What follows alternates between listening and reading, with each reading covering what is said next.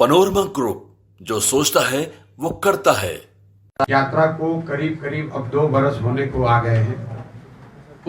इन 2 वर्षों में बिहार के करीब करीब 60% विधानसभा क्षेत्रों में ये पदयात्रा हम लोगों ने पूरी की है। अभी तक 5300 से ज्यादा गांवों में हम लोग पैदल चलकर गए, वहां रहे, वहां की समस्याओं को देखा, समझा और अभी तक के अनुभव के आधार पे बिहार के बाकी बचे हिस्सों में करता रहूंगा। आज मुझे गया आने का सौभाग्य मिला है, क्योंकि पदयात्रा यहाँ पहुंचने में अभी काफी समय है, 6-8 महीना तो जरूर लग सकता है। यहाँ पर जो बड़ी संख्या में साथी जुड़े हुए हैं, जन स्वराज अभियान का जो संगठन बन रहा है, उन साथियों का ये आग्रह था और खासकर 2 यहाँ पर जो विधानसभा में उपचुनाव होने हैं, उसमें एक इमामगंज में लोगों की ऐसी मांग थी कि आप आइए और आकर हम लोग को यहाँ विकल्प बनाने में मदद कीजिए। उसी संदर्भ में मैं आज गया में आया हूँ। अभी करीब 2 घंटे पहले मैं इमामगंज में था और आज मैं यहाँ गया में रुकूंगा। इसका पदयात्रा से कोई लेना देना नहीं है। जब मैं पदयात्रा करने गया में आऊँगा तो उस समय 1 महीने में गया में रहूँगा, और जैसे बाकी के जिलों में 1 महीना 1.5 महीना रह के गांव-गांव पैदल चल के कुछ जिले प्रखंड पंचायतों के लोगों की समस्याओं से रूबरू हुए हैं, वैसे वही काम गया में भी किया जाएगा। लेकिन अभी तक का जो 2 साल का अनुभव है उसका ब्यौरा मैं आपको देता हूँ। मेरी समझ से 2 वर्ष में जो हमने जमीन पर देखा, बिहार में सबसे बड़ी समस्या लोगों की नजर में यहाँ पर बेरोजगारी और पलायन है। आप ये कहेंगे कि भैया इसके लिए पदयात्रा करने की क्या जरूरत है? ये तो सबको मालूम है कि बिहार में बेरोजगारी पलायन बहुत बड़ा मुद्दा है। लेकिन 2 वर्ष की इस पदयात्रा ने पलायन के जिस स्वरूप और विकरालता का जो मेरा अनुभव हुआ है, वो आपको आंकड़ों में नहीं दिखता है। आंकड़ों में जितना बिहार गरीब दिखता है, जमीन पर पदयात्रा के दौरान जब मैं लोगों से मिला हूँ 2 साल, उससे कहीं ज्यादा स्थिति भयावह है। मैं बिहार में ही पैदा हुआ हूँ, यही सरकारी विद्यालय से पढ़ा हूँ, यहाँ पर पहले संयुक्त राष्ट्र संघ के कर्मचारी के तौर पर भी काम किया है, राजनीतिक तौर पर भी काम किया है। डेटा भी बात करूंगा। जैसे पलायन जो है, ज्यादातर लोगों को आंकड़ों के आधार पर, अपनी सामाजिक राजनीतिक समझ के आधार पर लगता है कि पलायन यहाँ के गरीबों की समस्या है। गरीब लोग के बच्चे, गरीब परिवारों के बच्चे मजदूरी रोजगार के लिए बाहर जाते हैं। मेरा पदयात्रा के दौरान अनुभव ये रहा कि बिहार का शायद ही कोई ऐसा परिवार है जो पलायन से अछूता है। फर्क बस इतना है कि गरीब घर के बच्चे बाहर मजदूरी करने के लिए जा रहे हैं, और जो मध्यम वर्गीय संभ्रांत परिवार के लड़के हैं वो बाहर पढ़ाई और नौकरी करना है तो उसको बाहर जाना है। उसको एक तरीके से ये भाव शून्यता आ गई है। लोगों को ये लग भी नहीं रहा है कि लोग उनके घर के पलायन करके गए हैं। लोग कहते हैं कि काम करने गए हैं, कमाने गए हैं। मतलब अगर कमाना है तो बिहार छोड़कर आपको बाहर जाना है, इसको ध्रुव सत्य मान लिया गया है। ये बहुत बड़ी समस्या है। कोई ऐसा समाज का वर्ग नहीं है जो इससे अछूता है। इसी तरह जो दूसरी सबसे बड़ी समस्या दिखी वो है बिहार में ध्वस्त हुई शिक्षा व्यवस्था की। बिहार में शिक्षा की व्यवस्था बहुत अच्छी कभी नहीं थी। मैं स्वयं यहाँ सरकारी विद्यालय से पढ़ा हूँ, साइंस कॉलेज से पढ़ा हूँ। हम लोग के समय भी कोई शिक्षा व्यवस्था 1990 के दशक में बहुत अच्छी नहीं थी। लेकिन आप लोग भी यहाँ रहते हैं, जानते होंगे, पहले बिहार में 5 कॉलेज ऐसा जरूर था जहां अगर आपका एडमिशन हो गया, आपने पढ़ाई की, तो आप जीवन में आगे बढ़ सकते थे। पिछले 25-30 सालों में जो ये समता है, कहीं ना कहीं इस बात को अगर आप गहराई से देखेंगे तो आपको पता चलेगा। स्वतंत्रता दिवस की ढेर सारी शुभकामनाएं अपने देशवासियों को, अपने प्यारे झारखंड वासियों को, चंदनकारी मेरे विधानसभा क्षेत्र के वासियों को, बोकारो जिले के वासियों को। यह स्वतंत्रता बड़े ही कठिन संघर्ष के बाद हमें मिली है। आज जिस तरह से हालात हैं अपने पड़ोसी देशों में, इससे हमें अपने स्वतंत्रता का महत्व समझ में आता है। हम अपने संविधान की ताकत को, अपने लोकतांत्रिक मूल्यों को और ज्यादा ईमानदारी के साथ एक नागरिक होने के नाते हम अपने कर्तव्यों का निर्वहन करें, ऐसा संकल्प लेने के लिए आप सभी को एक बार पुनः आग्रह करते हुए स्वतंत्रता दिवस की ढेर सारी शुभकामनाएं। कि शिक्षा की बदहाली का मुख्य कारण यहाँ ये है कि समाज और सरकार, मैं सिर्फ सरकार को दोषी नहीं बता रहा हूँ, समाज और सरकार दोनों की प्राथमिकताओं में, जब विद्यालय में साल भर अगर गणित के टीचर नहीं है तो पूछने नहीं जाता है कि वहां टीचर आ रहे हैं कि नहीं आ रहे। वही हाल सरकार का है। सरकार ने भी शिक्षण संस्थाओं और शिक्षकों को बाकी सब नीति के नाम पर यहाँ गांव-गांव पंचायतों में विद्यालयों के नाम पर भवन बना दिए गए। ऐसा नहीं है कि पढ़ाई के नाम पर सरकार खर्च नहीं कर रही है। करीब करीब 50,000 करोड़ रुपया हर साल इस गरीब बिहार का खर्च हो रहा है पढ़ाई के नाम पर। ये विद्यालयों के भवन जो बने हैं, जहां भवन बना वहां पर शिक्षक नहीं है। भवन बन गया है, कोई वहां पर शिक्षक ही नहीं है। कई ऐसे उच्च विद्यालय है वहां भवन है, शिक्षक है, लड़के ही नहीं है वहां पर पढ़ने वाले। तो ये पूरी व्यवस्था जो है इस वजह से चरमरा गई है। तीसरी जो सर्वस्पर्शी समस्या लोगों ने बताई वो है किसानों की बदहाली का मामला। बिहार में जो किसान है वो बिल्कुल बदहाल है। क्यों है? उसकी 3 वजह हम लोग को समझ में आ रही है। पहला, आजादी के बाद मुझे लगता है कि बिहार देश का एकमात्र ऐसा बड़ा राज्य है जहां भूमि सुधार को लेकर कोई करने वाले सरकारों के 40-50 साल के शासनकाल के बाद बिहार में 100 में 38 परिवारों के पास जमीन नहीं है। बिहार में भूमिहीनता 60% है ग्रामीण क्षेत्रों में। और जिनके पास जमीन बची भी है, जिनके पास थोड़ी जमीन है, वो बचे हुए 40% जो कर रहे हैं वो लोग बताते हैं। मतलब खेती इसलिए करने आए हैं कि बाल बच्चे का पेट भर जाए और कमाने के लिए मजदूरी करने बाहर जाएंगे। दूसरी जो यहाँ सबसे बड़ी समस्या है खेती की, वो है जल का कुप्रबंधन। ये जो जल का खतरा है उसकी चर्चा भी होती है, लेकिन बाकी के 50% जमीन में क्या हो रहा है मैं आपको आंकड़े बता रहा हूं। 50% जमीन पर तो बाढ़ का खतरा है। जो बाकी 50% बच गया उसमें आधी जमीन ऐसी है जहां जल जमाव बहुत बड़ा भूमिका है। जैसे ही आप सीमावर्ती, नेपाल के जो सीमावर्ती जिले हैं, दोनों चंपारण, सीतामढ़ी, सुपौल, मधुबनी, उन जिलों को अगर छोड़िएगा, नीचे आइएगा, गोपालगंज, सिवान, वैशाली, मुजफ्फरपुर, दरभंगा, खगड़िया, समस्तीपुर, वहां हर प्रखंड में जल जमाव इतनी बड़ी समस्या है। कोई ऐसा पंचायत नहीं है जहां 500,000 एकड़ जमीन पानी के निकासी के वजह न होने की वजह से 2 फसल के बजाय 1 फसल का ही जमीन रह गया है। और तीसरी यहाँ जो बड़ी समस्या है पानी को लेकर, वो है सूखा और नदियों के रास्ते बदलने से। जितने नेपाल से लगते हुए जिले हैं, करीब करीब नेपाल से 1000 से ज्यादा छोटी बड़ी नदियां बिहार में आती हैं और हर साल वो एक नया रास्ता लेकर आती है। ज्यादातर नदियां ऐसी हैं जो हम लोग गांव में वहां चले सीमावर्ती जिलों में तो देखा कि एक बार नदी इस रास्ते से आई, एक गांव से आई, अगले बार वो दूसरे गांव से चली गई। नतीजा ये हुआ कि जहां पर पिछले नदी चल रही थी, अब वो उपजाऊ जमीन पूरा बालू हो गया, बर्बाद हो गई जमीन। अच्छे खासे खाते पीते परिवार के लोग किसान से मजदूर बन गए। तो ये और इस सिंचित 89 एकड़ जमीन में ही अब सिंचाई की सुविधा रह गई है। आप भी यहाँ गांव देहात में सुनते होंगे, लोग बताते हैं कि ये नहर है, इसमें पहले पानी आता था, अब पानी नहीं आता है। और तीसरी जो सबसे बड़ी समस्या है भूमि सुधार, किसानों की स्थिति पर एक आर्थिक सर्वेक्षण का अनुमान है कि यहाँ के किसानों को जो फसल उगा रहे हैं उसका उचित दाम न मिलने की वजह से हर साल करीब करीब 15 से 20 हजार करोड़ रुपए का नुकसान हो रहा है।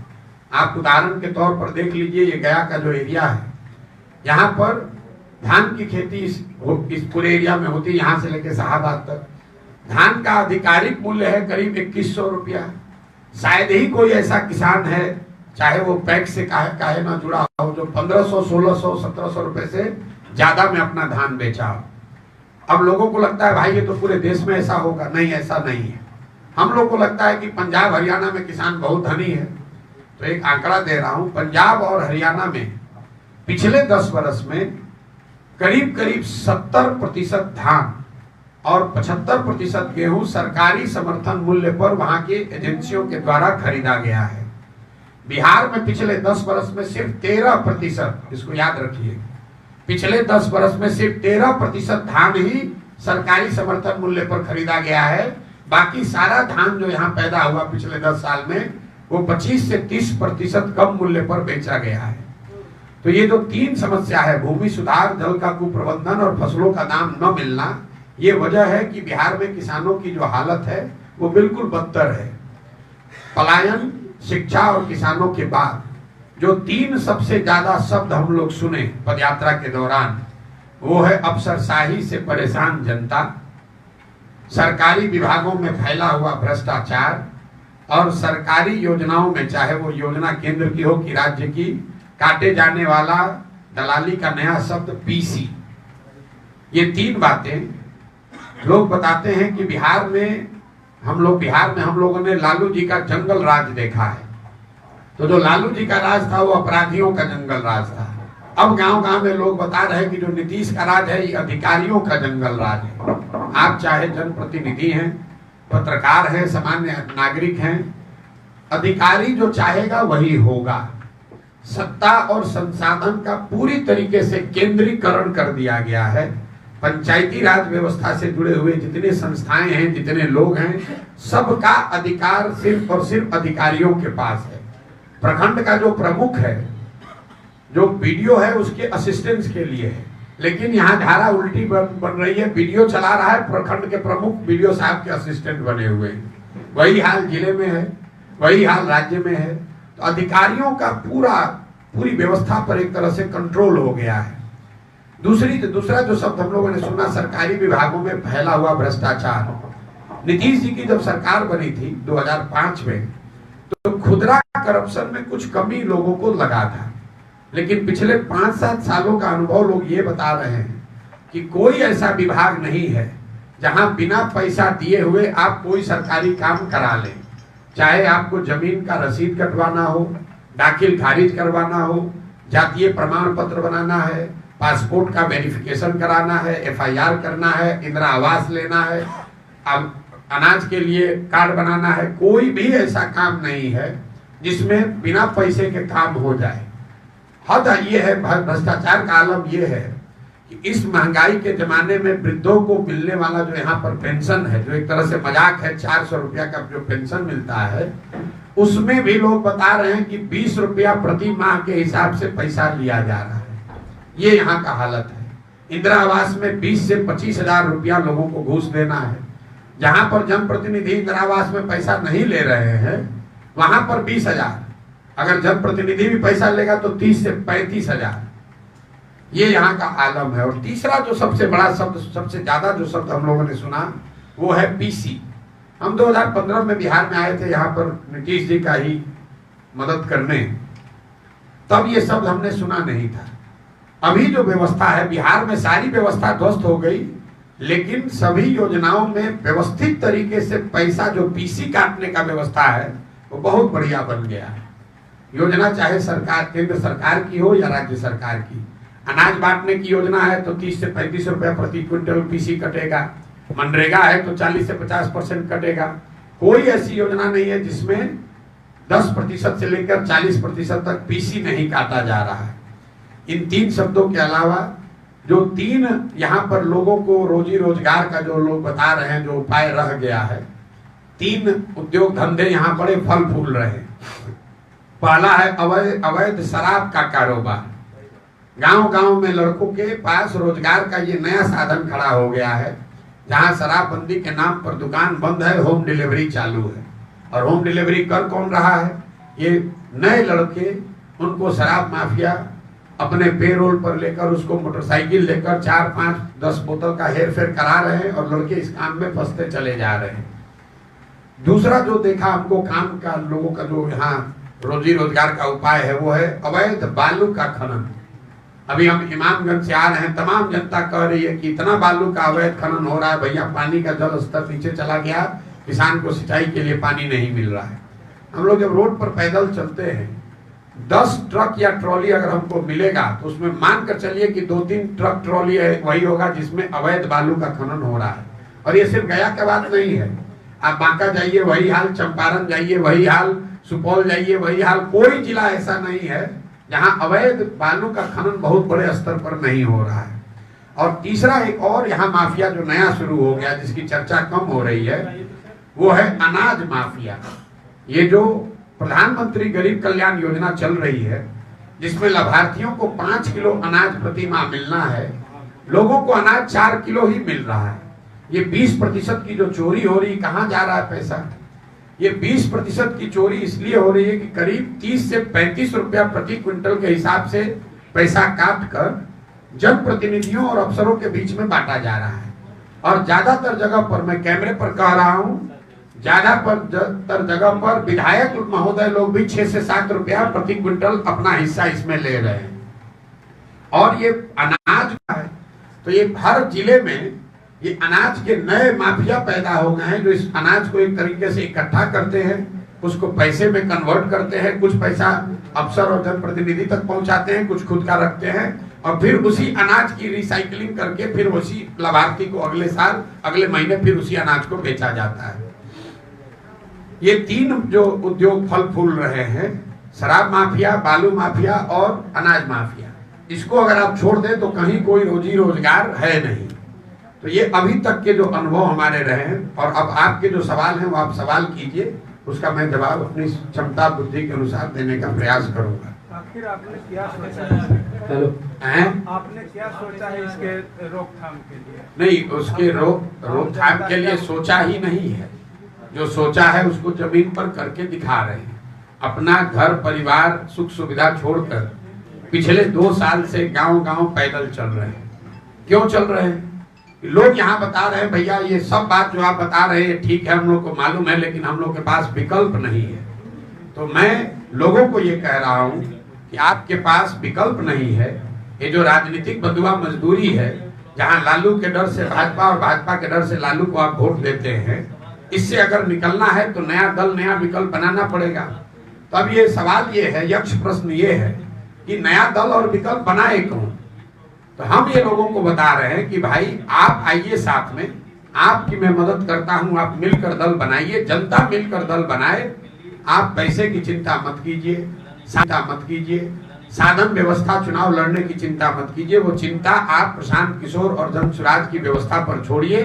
लेकिन बिहार में अगर आप नया विकल्प बनाना चाहते हैं तो आप इसमें जुड़िए, ताकि आपके और आपके बच्चों की राजनीतिक बंधुआ मजदूरी खत्म हो, और जानने समझने के बाद भी गलत नेताओं को मजबूरी में वोट आपको न देना पड़े। सर, दैनिक जागरण से संजय बोल रहे हैं सर जी। आप गया में आगमन हुआ, आप सीधे इमामगंज गए सर, बेलागंज क्यों नहीं? दोनों जगह चुनाव। बिल्कुल नहीं, मैं बेलागंज भी मैं इमामगंज में साथी हमसे कई लोग मिलने आए थे, और उनका ऐसा मत था कि इमामगंज में आपको आना चाहिए। लोगों ने न्योता निमंत्रण दिया था तो वहां गए थे। मैं बेलागंज में कल लोगों से मिल रहा हूँ। ऐसी बात नहीं कि मैं बेलागंज से हमको कोई परहेज है। अगर जनसुराज चुनाव लड़ेगा, बाई इलेक्शन लड़ेगा, तो बेलागंज इमामगंज दोनों जगह लड़ेगा, और अगर नहीं लड़ेंगे तो दोनों जगह नहीं लड़ेंगे। ऐसा नहीं है कि इमामगंज के लिए अलग है और बेलागंज के लिए अलग है।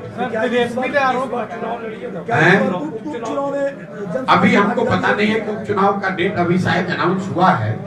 अभी डेट हमको देखना पड़ेगा, क्योंकि 2 अक्टूबर को दल बनना है। 2 अक्टूबर के बाद अगर चुनाव है तो निश्चित तौर पर चुनाव लड़ा ही जाएगा, उसमें कहीं कोई दो मत नहीं है।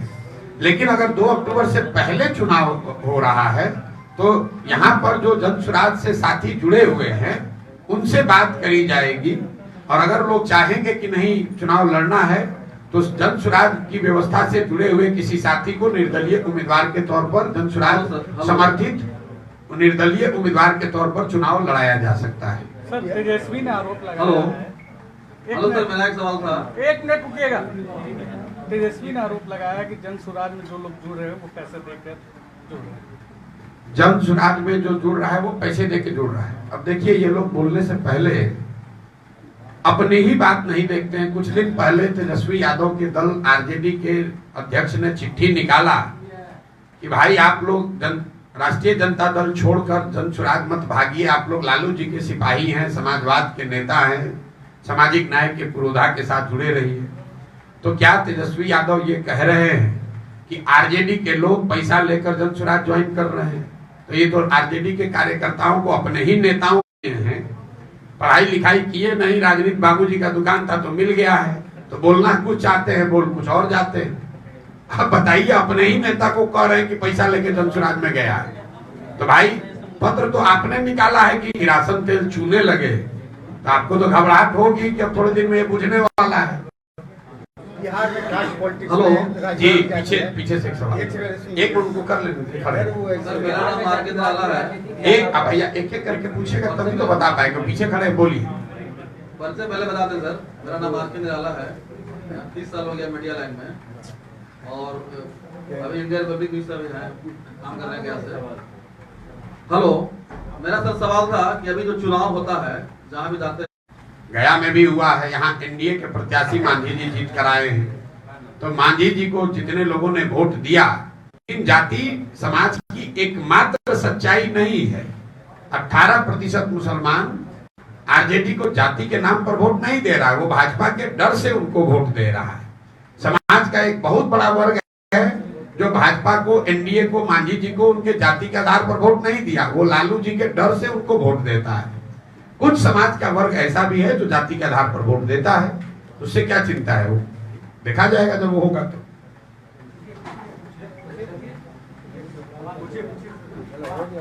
यही जाति का ही पूछ रही थी, और कौन रह गया? नहीं, मेरा सवाल यहाँ से है सर। जाति को छोड़कर यहाँ कोई सवाल ही नहीं लोगों के पास, बोलिए। मैं ये पूछ रहा था कि जनता ने आपको बिहार की समस्याओं से अवगत कराया जी, बिहार में अच्छा दिखा, 2 क्षेत्रों में सुधार दिखा है। वो सुधार है सड़क में और बिजली में। राष्ट्रीय मार्ग जो नेशनल हाईवे है, स्टेट हाईवे है, उसमें निश्चित तौर पर पिछले आएंगे तो वहां पर मैं हाथ उठाकर कहता भी हूँ, कहवाता भी हूँ लोगों से कि भैया नीतीश के राज में अगर आपने बिजली के लिए वोट दिया है तो बिजली घर घर आई है। लेकिन मैंने उसका जिक्र क्यों नहीं किया ये आपको बता देता हूँ। बिजली घर घर आई है, लोगों ये मानते हैं, लोगों को उससे खुशी भी है, उसके लिए नीतीश कुमार का धन्यवाद है। प्रदर्शन कर रहे थे, बिजली पड़े हुए गलत बिजली बिल के नाम पर ही वहां गोली चली, 2-3 लोगों की दुखद मृत्यु हो गई। जहां तक सड़कों का सवाल है, जैसा मैंने आपको बताया, की सड़क हो, ग्रामीण विकास की सड़क हो, प्रधानमंत्री मुख्यमंत्री संपर्क योजना की सड़क हो, उन सड़कों